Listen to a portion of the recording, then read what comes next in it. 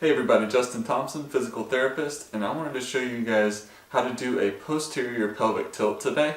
And I want to tell you a little bit about why and then give you the how. So let's go ahead and take a look at it. Move with Freedom PT is a name owned and controlled by Thompson Physical Therapy, PLLC. Not all exercise or health information is suitable for everyone. The information provided is for educational and informational purposes only. No information is to be taken as medical or other health advice pertaining to any individual's specific health or medical condition. The information should not replace the professional diagnosis and treatment needed from a qualified healthcare provider. Alright guys, so I want to show you how to perform a posterior pelvic tilt. But first I want to tell you why. Because basically, whenever you are performing a posterior pelvic tilt, what you're trying to do is give the spine support while you're doing things with the rest of your body, okay? So, and I'll give a little bit of an example here, but I want to tell you what a posterior pelvic tilt actually looks like. So, I want you to think about if you're in a standing position, and I'm going to go into kneeling just so I'm on camera here, but I want you to think about if you're in a standing position, think of your pelvis as a bowl with water in it, okay?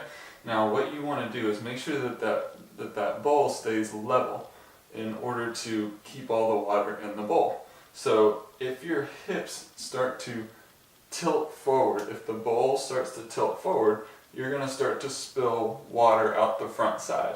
So what that looks like in the hips and in here is if I have an anterior pelvic tilt where everything starts to tilt forward this way, in order for me to stay upright through my trunk, I have to make this compensation in my lower back that exaggerates the lower back arch, the lumbar arch, okay?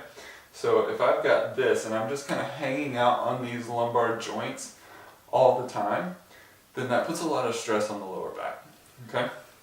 So you want to make sure that you are keeping the bowl level so that the water isn't tilting out and so that you've got enough support in your spine so that you're not just hanging out on the joints, but you're actually using your muscles to support it, okay? So instead of here, you're here, okay? And it improves your posture as well. So how do you do this? How do you actually train for this, right? So I want you to start out on your back with your knees bent, okay? So you're gonna start on your back with your knees bent, right here. And what I want you to do is feel the natural curve of your spine, okay? Now there should be a little bit of space between your spine and the floor, right here. And then what you're trying to do is actually close down that space.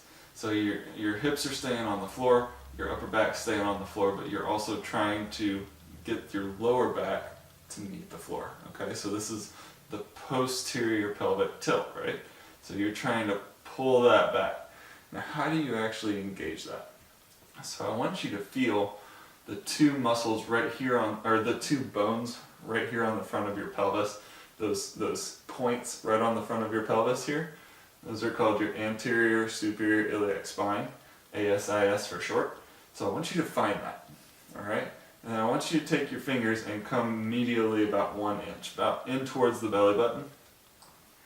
And then I want you to contract your muscles so that you flatten the back into the floor. And what you should feel is the muscles underneath your fingers contract and tighten up as you are flattening your back into the floor. Alright, so you're sliding in about 1 inch from the ASIS.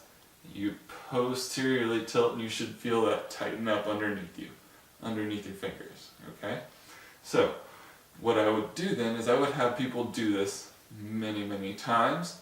We're trying to re-educate the nervous system to send signals from the brain to the muscular system in order to provide better support to the lumbar spine, okay? So then what happens is if you give the system enough input, then eventually it becomes a new normal, okay? So then once that becomes easy, once you can easily control this, then what you want to do is advance it. And the way you advance it would be to actually extend the legs. So why does extending the legs make it harder? because now you've got the hip flexors pulling on your spine, pulling on your hips and on your pelvis into that anterior tilt. Okay, so then you have that resistance to go against now. Okay, you've actually got the hip flexors to resist against as you pull your pelvis back into that posterior pelvic tilt. Alright, now once that becomes easy, now you can move on to more advanced exercises. Now you can go on to things like a leg lift, or flutter kicks, or scissor kicks, or things like that. But you need to make sure that you can hold that posterior pelvic tilt throughout the entire exercise, okay? Because if you don't do that, let's just say I'm relaxed here, I've got this arch in my spine, I'm not performing a posterior pelvic tilt, and I go to lift my legs. I feel a lot of stress and a lot of strain on my lower back because the only thing that's really working is my hip flexors in order to lift my legs here, okay? Now, if just the hip flexors are working, it's pulling my spine, now I'm putting a lot of pressure on my spine. So what I want to do first is make sure that I perform that posterior tilt and then lift the legs here. Now, it feels a lot more difficult because I'm actually using the muscles to perform the motion. Okay, it's not just coming from the hip flexors, it's actually coming from your core. So, there's a lot more stuff that you can do beyond that, but this is kind of the basics, the beginning, and the reasoning why you want to perform that posterior pelvic tilt. So, hope you guys liked it, and as always, move with freedom.